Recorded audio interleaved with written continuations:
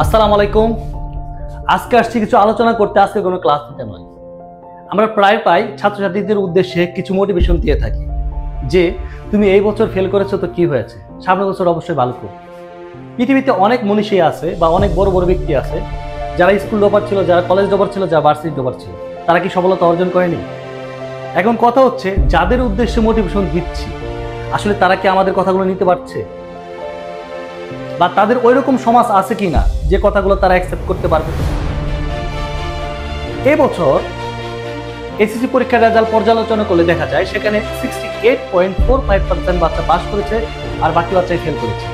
যারা ফেল করেছে তাদেরকে আমরা সমাজের সবচেয়ে নিকৃষ্ট, অবহেলিত এবং লুজার হিসেবে আখ্যা দিচ্ছি, যার ফলে তারা তৈরি করছে অন্যরকম একটা সমাজ, যে সমাজটা আমার জন্য, আপনার জন্য এবং পুরো সমাজের জন্য কি ক্ষতিকর।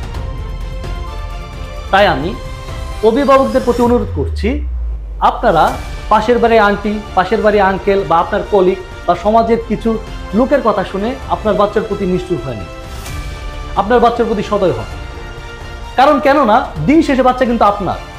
আর আমি সমাজের ওই সকল লোকদের প্রতি অনুরোধ করছি, আপনারা আপনাদের দৃষ্টিভঙ্গি পরিবর্তন করুন।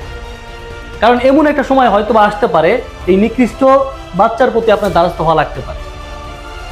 আর আমি তোদের বলতেছি ভাই, তোরা গল্প তৈরি কর, যে গল্পের মাধ্যমে সমাজের প্রত্যেকটা মানুষ যেন তাকে সেলুট দেয়।